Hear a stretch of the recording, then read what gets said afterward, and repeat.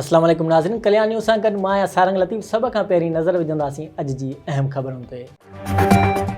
टनोलियार session कोट ॿाहिरां car में सवार हथियारबंदनि जी मुबैना फायरिंग जे नतीजे में एसटीपी जे मरकज़ी अॻवान अल्ताफ़ जिस्कानी जे क़त्ल में नामज़द मुख्य जवाबदार ख़लील उर्फ़ भोलो ख़ानज़ादो मारिजी वियो। सीशन कोट ॿाहिरां पेशी ते आयल ख़लील उर्फ़ भोलो ख़ानज़ादो फायरिंग में सख़्तु ज़ख़्मी थी पियो। पुलिस ज़ख़्मी खे खणाई सिविल अस्पताल टनोलियार पहुचायो, जिते ज़ख़्मनि जा सूर न सहंदे फ़ौत थी वियो। अहिड़े वाक़े बैदि पुलिस जा वॾा अटाला सिविल अस्पताल पहुची विया। ख़ानज़ादा बिरादरी जे माण्हुनि पुलिस ख़िलाफ़ नारेबाज़ी कई। ख़ानज़ादा बिरादरी भोलो ख़ानज़ादे जे मौत जो ज़िम्मेवार अल्ताफ़ जिस्कानी जे भाइरनि खे करार ॾिनो आहे। मुबैना फायरिंग में अल्ताफ़ जिस्कानी जो नंढो भाउ असद जिस्कानी गोलियूं लॻण सबबि सख़्तु ज़ख़्मी थी पियो। पुलिस ऐं मछरल माण्हुनि में सिविल अस्पताल ॿाहिरां चकरियूं। पुलिस जा वॾा अटाला एसएसपी समेत सिविल अस्पताल पहुची विया। ॿिए तरफ़ एसटीपी अॻवान अल्ताफ़ जिस्कानी जो नंढो भाउ ज़ख़्मी हालत में सिविल अस्पताल में 5 कलाक ताईं पियल रहियो। पुलिस ऐं अस्पताल अमलो मछरल माण्हुनि अॻियां बेवस रहियो। आख़िरकार पुलिस ऐं एसटीपी जे सवें कारकुननि जी मौजूदगी में हैदराबाद ॾांहुं रेफर कयो वियो, जिते अल्ताफ़ जिस्कानी जो भाउ असद जिस्कानी ज़ेरे इलाज आहे।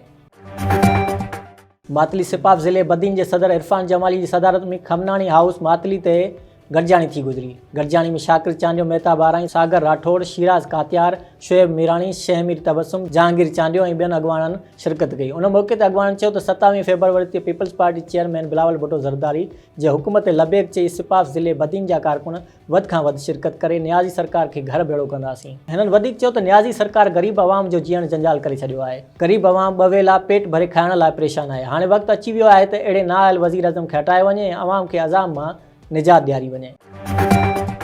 बदीन में एसटीपी पारां अल्ताफ़ जिस्कानी जे भाउ ते हमले ख़िलाफ़ एहतजाजी मुज़ाहिरो कयो वियो। इन मौक़े ते मीडिया सां ॻाल्हाईंदे रसूल बख्श चांग, अनवर खोसो, सिद्दीक़ लाखाटियो, रुस्तम चांडियो, गुलाम कादिर मुरादानी, कासिम हालेपोटो ऐं ॿियनि चयो त टनोलियार जे सीशन कोट अॻियां नामालूम हथियारबंदनि एसटीपी अॻवान असद जिस्कानी ते क़ातिलानो हमलो कयो, जंहिं दौरान पुलिस ऐं हथियारबंदनि जी फायरिंग में भोलो ख़ानज़ादो मारिजी वियो ऐं एसटीपी अॻवान असद जिस्कानी सख़्तु ज़ख़्मी थी पियो। असां हिन मामले जी सख़्तु लफ़्ज़नि में मज़मत कयूं था ऐं जवाबदारनि जी गिरफ़्तारी जो मुतालबो कयूं था।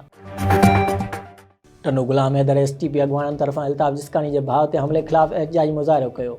इन ई मौक़े ते मीडिया सां ॻाल्हाईंदे पीर साईं अज़ीम शाह, गुलाम हैदर लाशारी, खमन लाखो, इनायत लाशारी, भूरो चांग ऐं ॿियनि चयो त टनोलियार पुलिस जी नाअहली सबबि जवाबदारनि जे हमले में ज़ख़्मी थियल असद जिस्कानी केतिरा ई कलाक अस्पताल अंदरि तड़पंदो रहियो, जंहिंखे फर्स्ट एड ॾियण खां अॻु शहीद अल्ताफ़ जिस्कानी जे घरनि ते पुलिस चढ़ाई कई वई। हिननि चयो त असद जिस्कानी ते थियल हमले जी सख़्तु लफ़्ज़नि में मज़म्मत कंदे IG सिंध खां मुतालबो था कयूं त फ़ौरी तौर ते मामले जो नोटिस वठी असद जिस्कानी जे जवाबदारनि खे गिरफ़्तार कयो वञे।